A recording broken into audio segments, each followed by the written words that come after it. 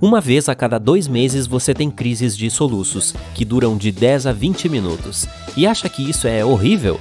Oh, minha doce criança. Imagine ficar assim por 68 anos seguidos. O que acha? Um homem chamado Charles Osborne tinha um jeito muito engraçado de falar, que desenvolveu para esconder o som de seus soluços intermináveis. O cara estava soluçando sem parar desde 13 de junho de 1922, por mais de 68 anos. A história é a seguinte: Osborne nasceu em 1893 e começou a soluçar depois de um pequeno acidente em uma fazenda em Nebraska. Ele caiu, mas não sentiu nada estranho até começar a soluçar loucamente. Os médicos acham que o acidente pode ter danificado uma pequena parte de seu cérebro que ajuda a interromper o refluxo do soluço. Existem algumas teorias diferentes sobre o que pode ter causado o problema. Algumas pessoas acham que ele pode ter machucado as costelas durante a queda, e isso mexeu com o músculo do diafragma. Outras acreditam que bateu a cabeça e teve um derrame. De qualquer forma, o cara ficou preso aos soluços pelo resto da vida. Você consegue imaginar ter de 20 a 40 espasmos involuntários do diafragma por minuto durante tanto tempo?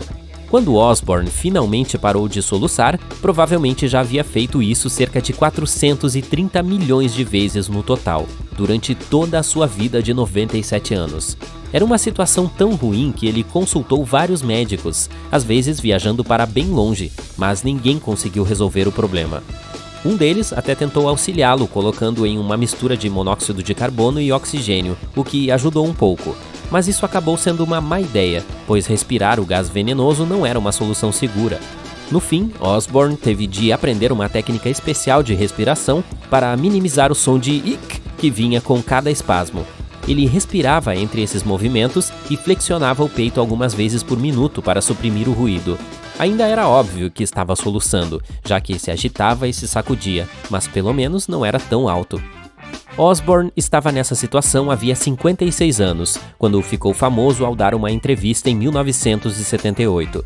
Ele disse que faria qualquer coisa para se livrar dos soluços e que nem mesmo sabia como seria não tê-los. E ficava constantemente dolorido por causa de todos os solavancos e espasmos. Depois de se manifestar, recebeu muita atenção da mídia.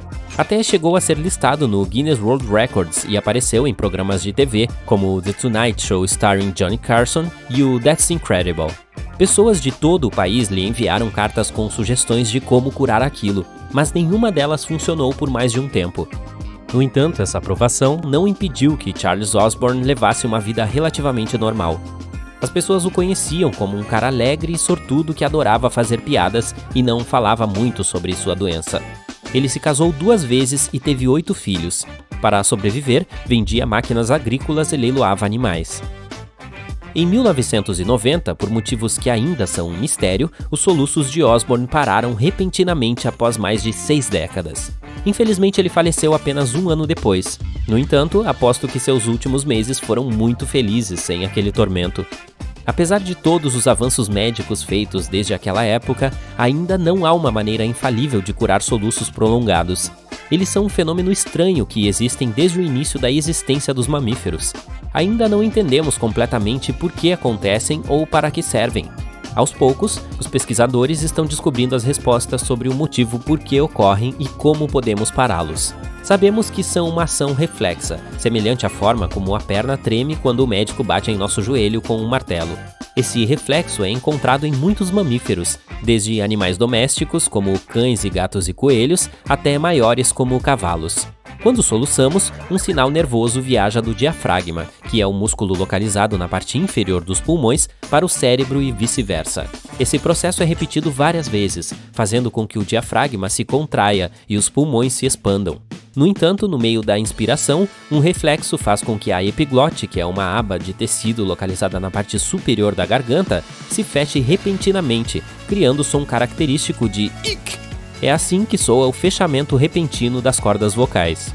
Esse ciclo continua até que o reflexo seja interrompido por algo como prender a respiração ou beber água. O soluço é causado pelo nervo frênico, um cordão longo e de formato estranho que vai do tórax até o diafragma.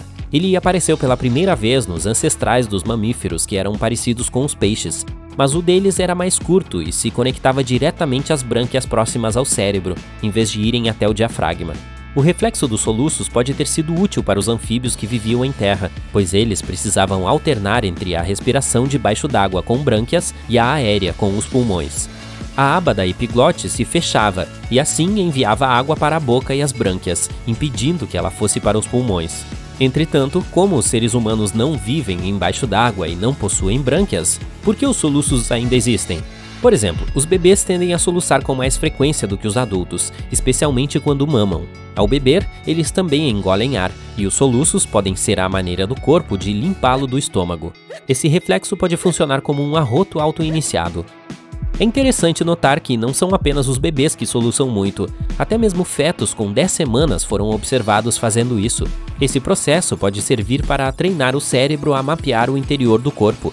Em outras palavras, eles precisam aprender onde o diafragma está localizado e como controlar a respiração, e os soluços podem ajudá-los a praticar a respiração para que estejam prontos quando nascerem.